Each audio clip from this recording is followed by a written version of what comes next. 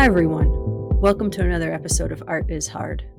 My name is Alicia Disantis, founder of 38th and Kip Studio, a branding, graphic design, and illustration studio located in Denver. Today, I am interviewing Jim Loomis, a man who redefines the term multi-disciplinary artist. Truly a man who has lived his life in pursuit of art and creativity, and who has a new book coming out featuring all of his work that he created while in recovery sessions. It's haunting, and it's it, it's a little bit disturbing, I will say. It's a little disturbing for some people. Really fascinating man. Uh, I am lucky to have been introduced him to my very best friend, Erica Ledford, a fellow artist who is exhibiting pieces in her watercolor, illustration, fine arts, portraiture. She introduced me to Jim, and she has provided an introduction to Jim. So I'm excited to welcome both of them to the show. So let's dive in. Erica Ledford, my dear, dear friend. She is a artist. She is a coloring book publisher. I'm happy that she was able to make the introduction to Jim. So I just wanted to have her pop in and talk about how she met Jim and talk about her own work a little bit. So lately I've been doing, I got into watercolors a couple of years ago and submitted a few pieces to shows locally. And I'm still doing that. I have an upcoming 2 pieces that I'm submitting to a Juneteenth show here in Cleveland. And then also I've kind of dove into pottery. I'm not good at it, but I love it. It has its hold on me. Mm-hmm. I've found that I'm really interested in, the wheel throwing is really cool, but more so like the decorating of it. And I've been taking a lot of art that I draw on like my iPad, and then basically that's my layout for it. And then I don't want to say copy it, but recreate it onto my pottery. I wanted to give an intro about Jim. Jim is somebody who I met through like a local pottery studio, and he's told me about how he used to do licensing for teachers in Columbus, and he's been an art instructor and has had art on the West Coast, East Coast. He's traveled the world, and it was just absolutely fascinating to me. And then one day he brought in his work to show me. And as I was looking through it, I thought, this is so surreal and interesting. There was like a sense of, I don't want to say like bodily horror, but there's a lot of happening to eyeballs, which did make me unsettled. So I asked him more about it, and he told me, you know, shared with me that it was actually notes. It was like visual notes that he was taking during his recovery meetings that he attends. And I thought, that is so interesting. Right on. I love it. Well, thank you, Erica. And thanks for the introduction. Always good to see you. And welcome back, everyone. Thanks for joining us. I have Jim Loomis here, a accomplished decades creative individual, artist, teacher, all around right-brained phenomenon. Thank you so much for being on the show. Oh, well, thank you for inviting me. I'm looking forward to it. So tell me a little bit about your background, because you live your life almost entirely offline. It's hard to even find anything about you doing research beforehand. Yeah, well, I'm not a good marketer. It's okay. That's okay. Yeah, I just was always an artist right from the get-go. At age 5, I was making pottery out of mud puddles. My dad was a mechanic, and I found out that gasket cement came in beautiful colors. And I made the nicest mural on the wall in the garage So I got banned from the garage for life. Mm-hmm. And I just always have drawn. And to me, it just came naturally. Yeah. My background with art was mostly self-discovery. Crayons were my friend everywhere we went. If my mom took me to the grocery store, I had crayons in my pocket. And then uh, that kept me quiet while she was shopping. Mm-hmm. So I, I had to make a stand as an artist in first grade. Okay, uh, that's a young age. That's a young age. yes, I was given, well, all of us were given a coloring book, and then we were told to color. And I refused because that was someone else's drawing, and I'm not going to color their drawing. Um, Fortunately, my grandfather was the custodian, so they brought him in to settle me down. And we did compromise, and I was allowed to have plain white paper. So I won that one. You won that one. Yeah, and that's the way it went. Drawing, painting, all of that stuff kind of I just toyed with. But when I went to in high school, they only had art for the last 3 years of high school. And my instructor was a student of Victor Schreckengost. I don't know if you're familiar with him, No. a painter from Cleveland. Um, he had a quote that my high school teacher had learned from him, and she used it with me, and I ended up using it with my students. And that is, you looked, but you didn't see. And from there, that leads into my drawings. Um, the drawings that I do, it's just all black and white. In fact, my tool of choice is a Bic pen. I love that. And what I do is a lot of eyeballs. uh, I try to show the eyeballs in different scenarios. And what it is various ways of looking or seeing. Um, what I do with the eyeballs is I surround them with everyday stuff. I like put plumbing in. Um, I have the thing clear over on the right is actually a keyhole, but it's a solid one rather than a hole. Yeah. It's And um, and then I love to put in drain traps. And then there's always somewhere to screw it up so that I've got a drill here. it's is it meant to be is it meant to make you feel uncomfortable? Uh, well, I'm not sure about the word uncomfortable, but I do want to shake it up. It With does make me feel uncomfortable.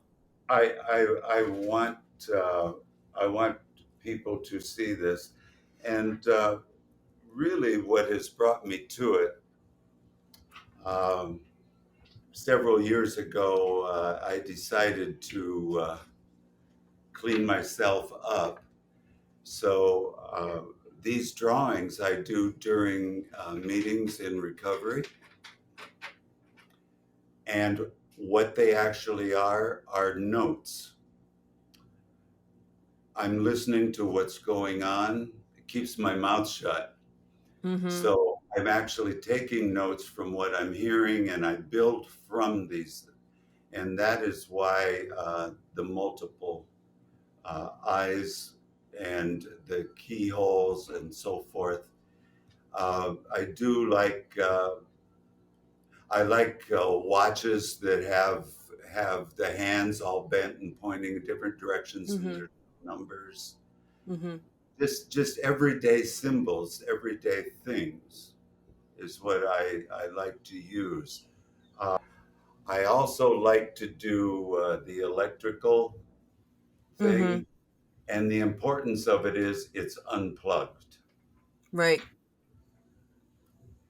And so that is how I structure things that you would see an everyday thing, but you might see it in another way, and you might relate to it more so than what you're hearing. You know what these remind me of? And it strikes me so vividly that I'm looking at them, and I couldn't put my finger on it at first. And now I can't stop seeing it. Are the two artists from the golden age of illustration, Harry Clark and Aubrey Beardsley. Are you Yes, familiar with them? Beardsley especially. It has that, the pen and ink, the sketch, something again unsettling to it, that it's a very esoteric feeling, but I it strikes me now that I'm talking to you and looking at it. That's good. I thought you might like that because Aubrey Beardsley is incredible, and Harry Clark too is a very untimely death, and oh, his work is just unbelievable. Yeah, the my whole point is to pay attention to this because yes, uh,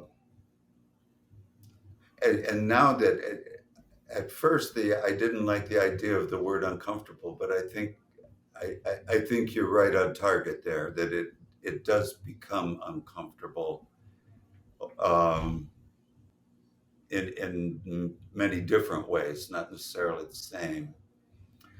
I But think what makes it uncomfortable for me is that it's an organic element mixed with a very mechanical element, and that makes me feel distressed. uh, and that's the whole point. Well, you achieved it, so Yeah, and it's funny because my friends will look at it while I'm working and they think I'm not paying attention. And it's like I'm paying more attention than you think. mhm. So do you sell these, or is it just for a personal Well, collection? here's exciting news for me. Yes, I do have an agent, promoter manager on the West Coast. Yeah, he's in Portland, Oregon. Okay. He's illustrating books, and he's putting together a book of these drawings. I have hundreds of them, and we're putting a book together, a collective book, a volume of just the drawings, and then I'm having a second volume as a coloring book. I love that.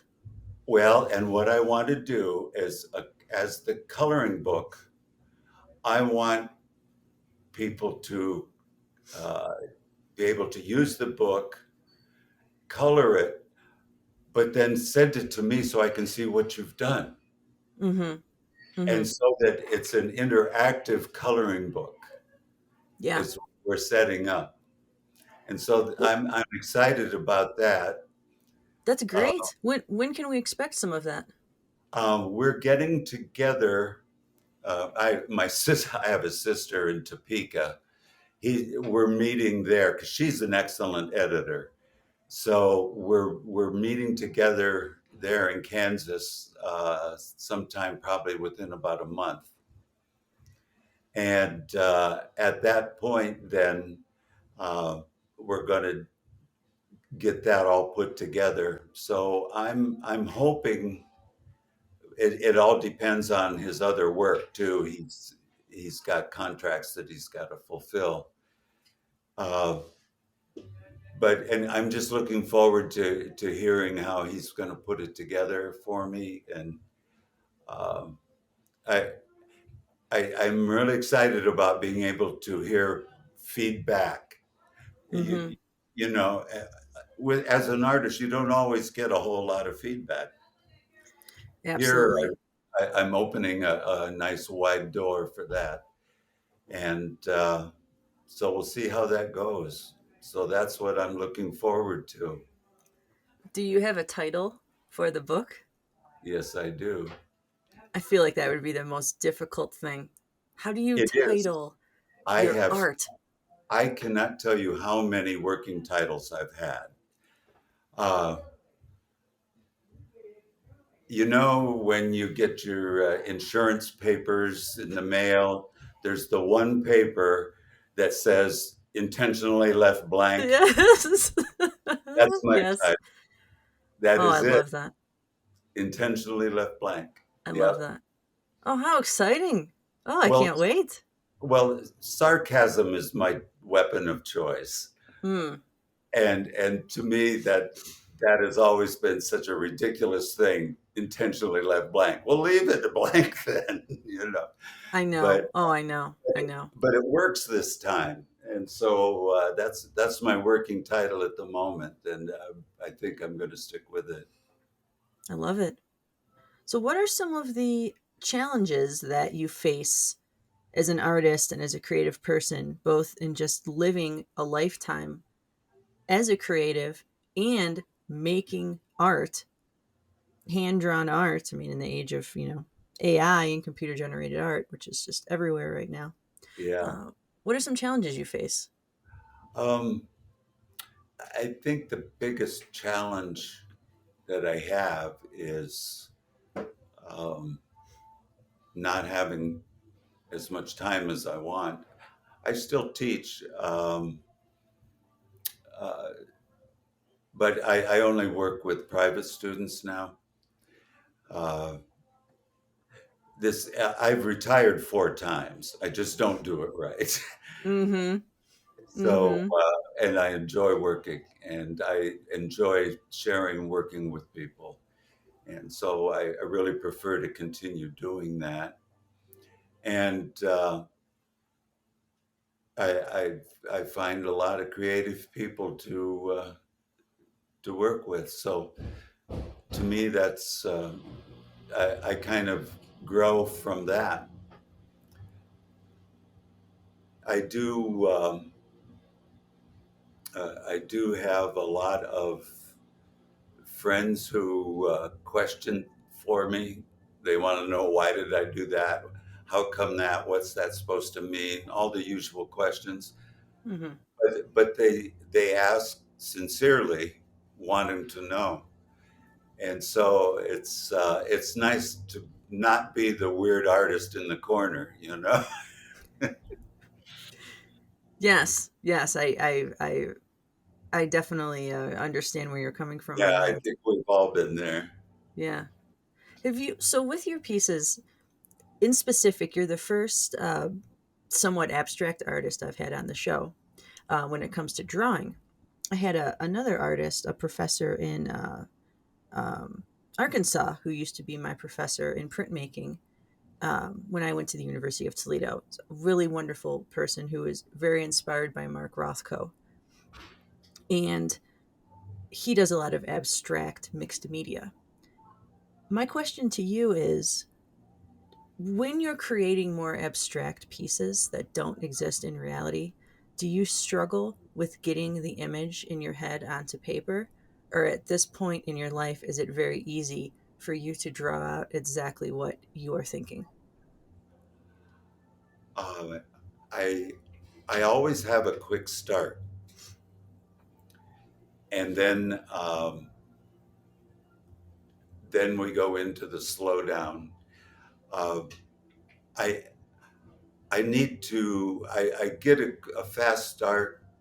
I know what I want to start with, and then again I'm listening to dialogue in a room full of people, and what I hear. and or how others are reacting to what they're hearing tells me, now, is there a sharp edge over here, or is that a soft landing over there? That is the sort of thing that directs me where this drawing will go, because it is a living thing right now at this time, and that is how these things grow. Sometimes I use knives and forks and spoons, cups, tools, and just everyday stuff. And then you work the eyeballs into it so that you can see, this is what you have just talked about. This is what you see. Right.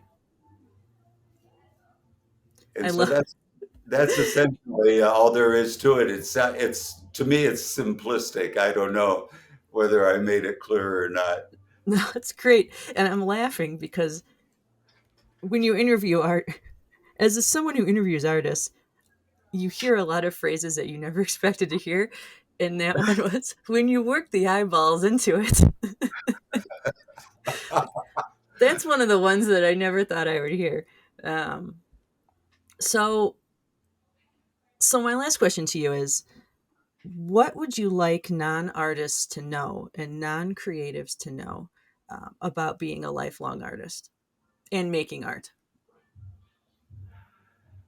Um, I, I run into people who they seem to be afraid to try. Mm-hmm. Um, that's that's my basic thing, is get them past that, and that's what I'm hoping to gain with the coloring book, because the picture is there, but Mm-hmm. you've got to make it your own. And so that's where I'm hopeful that I actually can offer something that's going to be helpful in the long run. And to me, just be a lot of fun just to see all this stuff come back. Absolutely. And I love the idea of a coloring book that is a little more weird and out there. You don't really see stuff like that. Like, not everyone wants to color flowers. Some people want to color weird stuff. Oh yeah, I love that. and everyday stuff put together doesn't all fit, and you have Mm-hmm. to make it fit. Yeah. Tremendous. Jim, I could literally talk to you all day. Many, many Well, cups of we'll do that coffee. when you get here. Absolutely. I'm overdue for a trip to Cleveland. Thank you so much for being on the show. And thank you to my dear friend Erica Ledford for setting this up. I very much appreciate it. We'll be sending out announcements when your book is released and your coloring book. And just like to thank everyone for watching, and see you next time.